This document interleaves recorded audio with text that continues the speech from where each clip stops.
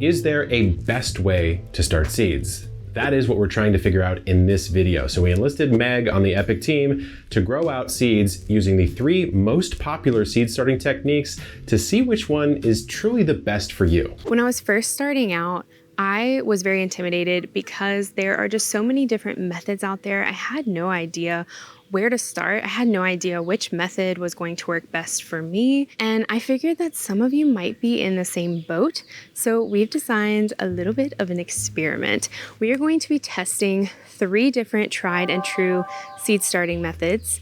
We've got winter sowing, we've got seed trays, and we have soil blocks. We're going to be testing the exact same seeds. We've got tomatoes, beans, zinnias, basil, and squash in the exact same soil, which is Fox Farm potting soil.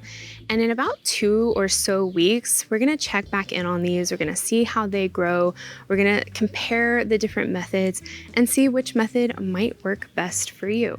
While we're waiting on these seeds to grow, let's get into how to do each method and what they're all about. Calling all lazy, low-maintenance gardeners to the garden. All lazy, low-maintenance gardeners. Oh, I'm already here. This first method of seed starting is every lazy gardener's dream because there's very little work involved, yet it's still really effective.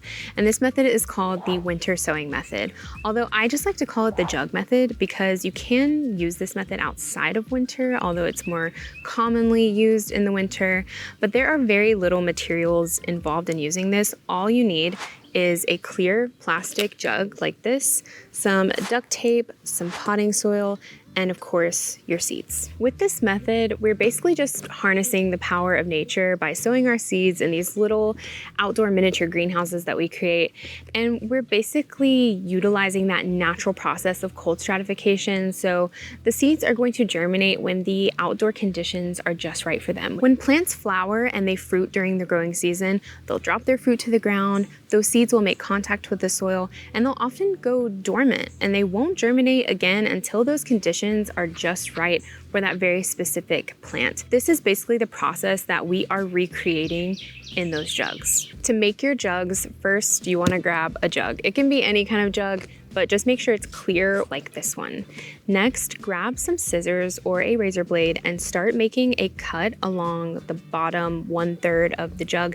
You can either cut the entire top off or you can leave a little hinge at the handle, kind of like how I did, and make sure that you're adding some drainage holes to the bottom as well. I usually do about 4 or 5 holes. Next, we're just going to fill the bottom half of our jug with a pre-moistened, high-quality potting mix. As I mentioned earlier, we are using Fox Farm potting soil here. Then we are going to sow our seeds according to our package instructions. I'm not too worried about spacing with this method because they can be separated out later. But after you sow your seeds, make sure to label the inside. Because these are going to be sitting out in the elements, if you just label the outside, it's going to rub off. So label the inside. Then grab some duct tape and just start taping your 2 halves back together.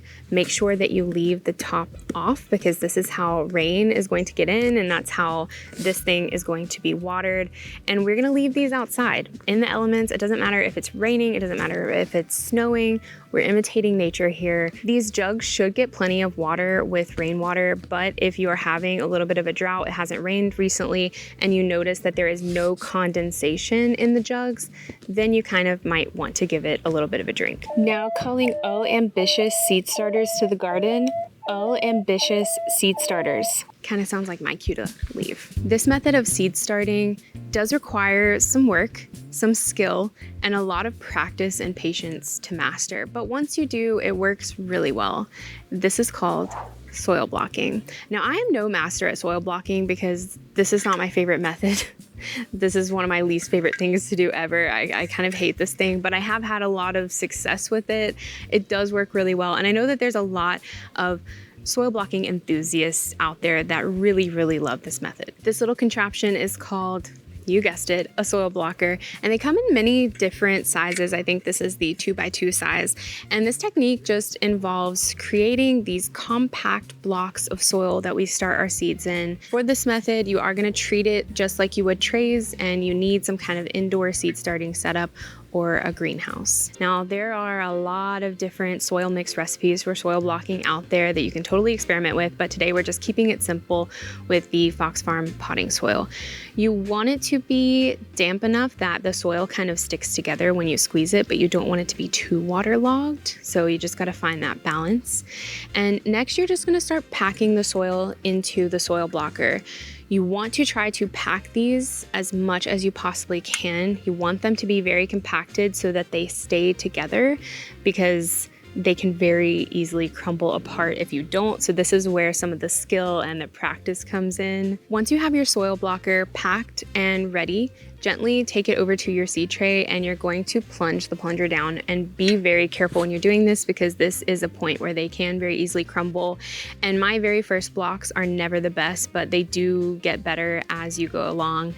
And the soil blocker leaves these really convenient little indentations on top of the blocks, which are perfect to just plop your seeds right into. Go ahead and sow your seeds, and then you're gonna take a little dusting of soil and put it on top. And then when you go to water these, you always want to make sure that you water from the bottom. You never want to pour water on the top of these, because again, there's a recurring theme here. They will crumble apart very easily. So just always make sure that you're bottom watering with these. This method of starting seeds is truly for everyone. It remains a classic and versatile method that is beloved by gardeners everywhere for its accessibility and ease of use.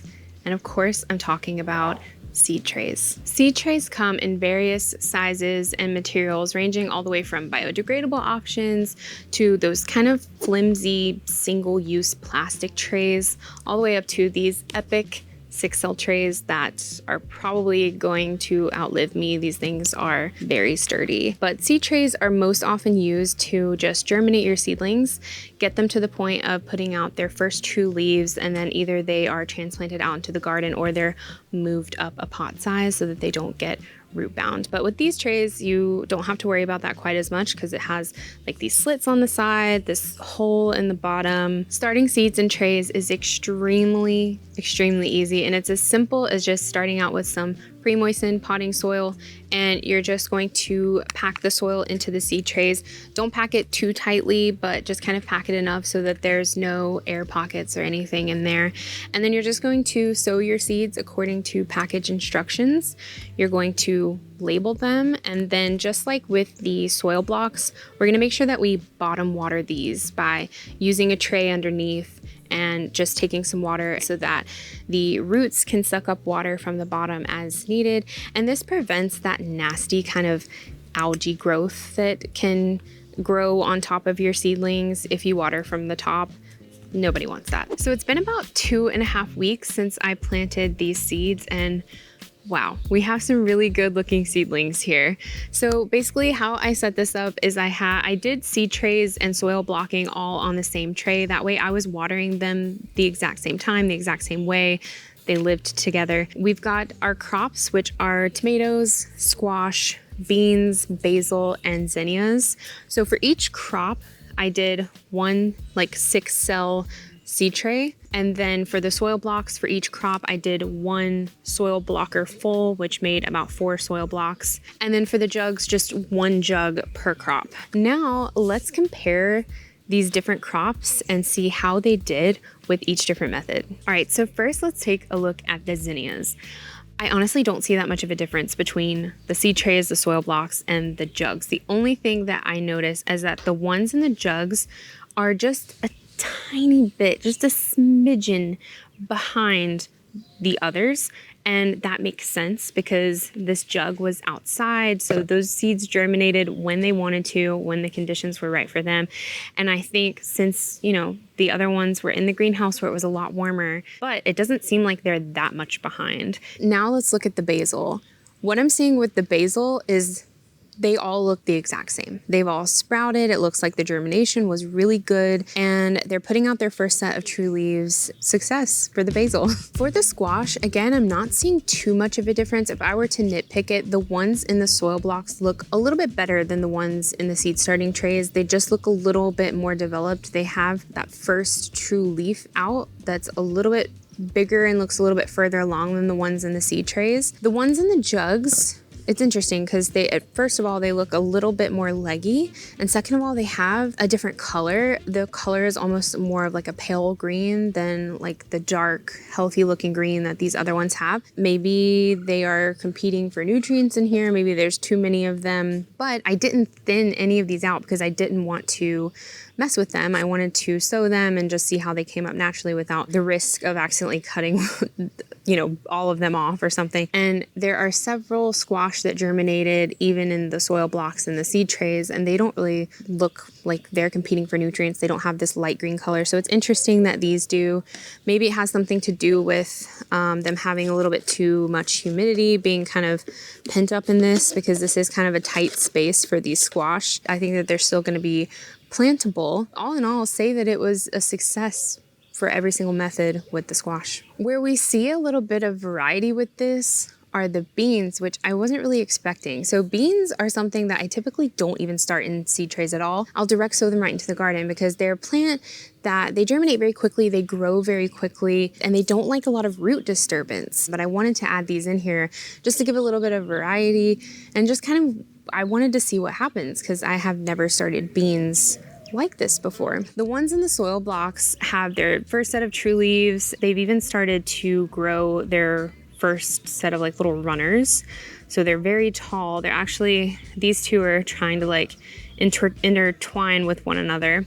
The ones in the seed tray, they still look pretty healthy. There's nothing wrong with them. They're just not quite as far along as the ones in the soil blocks. Now the ones in the jug, these are very, very sad little beans. I don't really know what happened, but only a couple of them even germinated. And the ones that did, they just look sad. They look stunted. Their leaves are deformed. We have this one right here that is just the saddest little bean sprout that I've ever seen in my life. I think that the soil blocks do so much better, maybe because the beans don't like that root disturbance. Maybe they appreciate lots of aeration to their roots, which the soil blocks can provide, and they're air pruning off so they don't get root bound like they can sometimes get in the trays. So it's very interesting to see the differences with the beans here. With the tomatoes, I'm not seeing a difference between the seed trays and the soil blocks. The jugs, kind of like with our bean situation, they just look very sad. It looks like some of them are just now starting to even germinate. When I planted this, I sprinkled a bunch of seeds in here, so I would have expected more than one to kind of germinate and be growing at this rate. But again, when we're planting in these jugs, it's very unpredictable. And I think that this is a clear example of why people in colder climates that don't have quite as long of a growing season, you might not want to start something like tomatoes this way. Now that we've seen how each of these methods perform, let's do a little bit of a deeper dive and go over some pros and cons and figure out which method is going to be best for you. Winter sowing. Let's go over some of the pros for this method. The first one being that it's super cost effective. You can pretty much make these jugs using materials that you already have lying around your house. Another pro is that you don't need an indoor seed starting setup. Those can get quite pricey. So this is great for gardeners that are short on space, or maybe you don't really want to commit to an indoor seed starting setup just yet. You're just starting out with seeds maybe. This is also great for plants that require cold stratification in order to germinate. So like our native plants, our perennial flowers. And then we saw from this experiment that it did really well with, the herbs and the flowers. So there's quite a wide variety of seeds that you could use for this method. And the final pro is that these plants are already hardened off. So you don't have to worry about bringing the plants in and out of your house for an entire week or two to harden them off, because they're already outside. They've already been exposed to the elements. They're already hardened off. So when they're ready to go into the garden, they're ready to go into the garden. There are really only a couple of cons to this method. One we've already kind of talked about. It's just kind of a wild card. I mean, we are mimicking nature with these, and nature is very unpredictable. So you have a lot less control with these than you do with, your indoor seed starting setups. People that live in colder climates that have shorter growing seasons, you're way more limited as to what you can start with this method, and you really wouldn't want to start summer things that you really need to get going early, like your tomatoes, your eggplant, and your peppers. Soil blocks. Let's talk about the pros. The first pro here is usually what draws a lot of people to soil blocking, and that's eliminating the use of plastic. And this makes soil blocking much more sustainable. Another pro is that these soil blocks, they allow the roots to air prune so that they don't become root bound, and that can make for a much healthier plant. Because these are just blocks of soil and all of the roots have air pruned off, this is a great method for starting those finicky seedlings that don't like root disturbance, like the beans. There's also cucumbers, like there's some flowers that don't really like root disturbance. Any plant like that would be great for soil blocking. Some cons to this method are that these soil blockers themselves can get pretty pricey, just depending on which ones you get and how many different sizes you want to get. It can start to add up a little bit. It does require a lot of skill, a lot of practice, and a lot of patience because it can get very frustrating. I feel like it's not the most accessible method for somebody that has a disability or has arthritis like myself. I have arthritis in my elbow, and I swear, like after all the packing, like really hard in there and the plunging of the plunger, my elbow felt it. So I definitely feel like this might not be the most accessible option. And the last con to this method is that it does require either an indoor seed starting setup or a greenhouse. So if you're a gardener that's short on space, it may not be the best for you. The pros of seed starting trays are that they are widely available. You can find them anywhere, in garden centers, online, like on the street somewhere. They just seem to be everywhere. Another pro is that they are super easy to use and they're very accessible. If you have a disability or if you have kids that you want to get involved with gardening, they're super easy for kids to use as well. Seed trays are also suitable for a wide range of seeds. You can pretty much start any seed you want in a seed tray. And lastly, you have much more control over the environment when you're starting in seed trays because you're starting them indoors in a seed starting setup or a greenhouse. Only a few cons to this method. The first one being that you do need an indoor seed starting setup or a greenhouse to use it.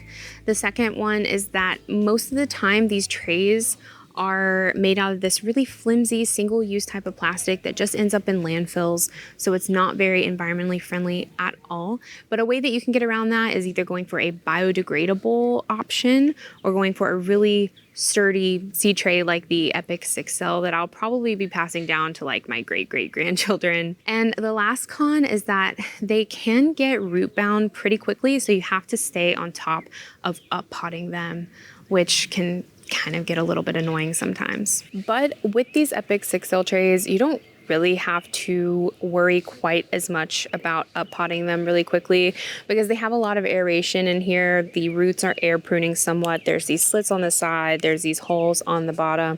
So there's lots of air going to those roots. So it just helps out a little bit. You don't have to worry about up-potting them quite as fast as you would in a regular seed tray. But seed starting is just the beginning of your plant's journey, and there's a lot that can go wrong along the way. So check out this video to make sure that your seedlings don't come up stunted. Good luck in the garden and keep on growing.